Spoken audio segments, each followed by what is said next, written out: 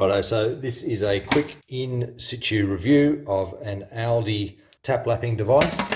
So got a tap here. You can see that it's not in great shape. So I've already done this one here. I'll show you how I do this one and we'll see if this Aldi stuff is any good for occasional DIY use. So this is what you get. Basically, you've got to wiggle this in. It's pretty tight. Screw the outer thread down. This basically screw the inner thread out and the outer thread down. That will mean that you are screwing in plumb. And oh, I can feel that's very, very rough. Now, when I did the other one, I found that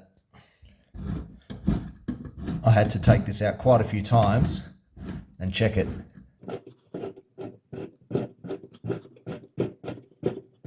All right, so unscrew that. Make sure it's all nice and loose. That is very tight. And you can see that it hasn't quite gone all the way around. So the right-hand side there is not quite lapped properly, but it's starting to work pretty well. All right, keep going. Again, screw the inner thread out and screw the outer thread down. Now screw the inner thread down until it's fairly tight. That means you're starting to make contact.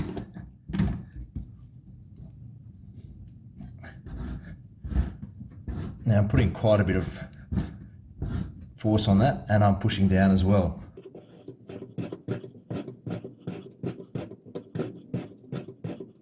Now I'm usually not very impressed with the stuff that you get from Aldi. It's usually as absolutely cheap as they can possibly make it. But for occasional DIY use, because believe me, I'm not a plumber, let's hope that it's okay.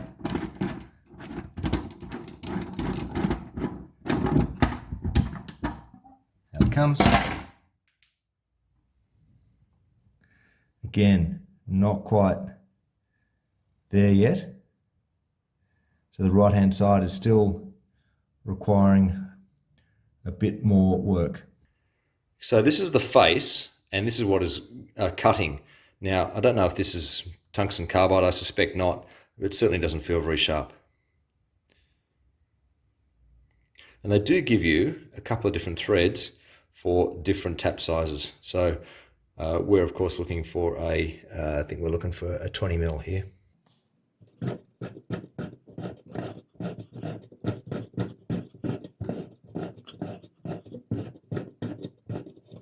Now I'm just screwing that in to make sure that is as tight as it can be.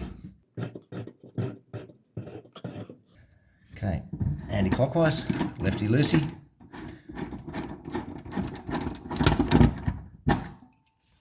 Okay, still not quite there, but it's getting there. So I've had another couple of goes. The right-hand side is still got a little obvious divot in it. And this is obviously the left-hand side. Hot water in Australia is on the left. And don't know about anywhere else in the world. And so I'm just going to grind that off until that's nice and flush. Just keep going. Okay, so that's pretty good. I'm kind of happy with that. And that is pretty much as I think I'm going to do. And I'll reinstate everything, which means thread tape, new washer, and we'll give it a pressure test and see if it leaks. Righto, the easiest way to remember how to do this is hold this in your left hand. Hold the thread tape, PTFE, polytetrafluoroethylene, Teflon, in your right hand and wrap it around like this.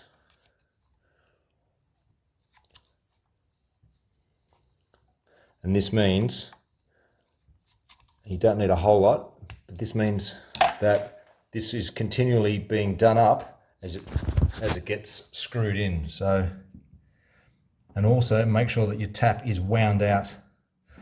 And how about I stop talking and actually put a washer in there, dummy.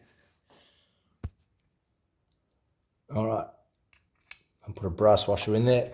This is what the last one looks like. I'm pretty chewed up. Just hold that with your finger.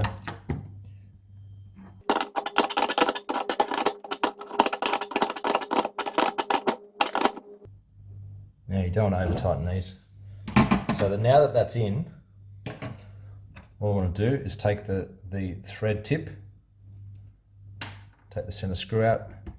Just going to pop that in and just rotate that around clockwise just to tighten that, just to finger tight. And on the other side too, on the cold side. Yep. Now I'm going to turn the water on and see if we get any leaks. Okay, so I've got taps, washers in. Okay.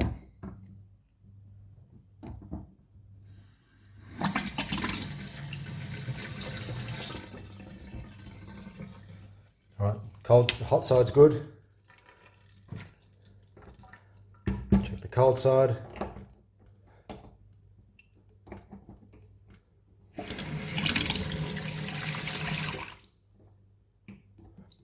And cold side is good. That is a winner. Now the other thing is, I've also got a water bottle here to flush out any crap out of the taps if I needed it, but this one does not have a mesh filter because otherwise those shards of fine brass get caught in the flow restrictor or in the strainer. So if you don't have one, don't worry about it, it all gets flushed out. But if you do have one, you're going to need to flush out the end of the inside of the tap facing, just to get any crud or any brass filings out. So to put this back together, that goes on first, then that,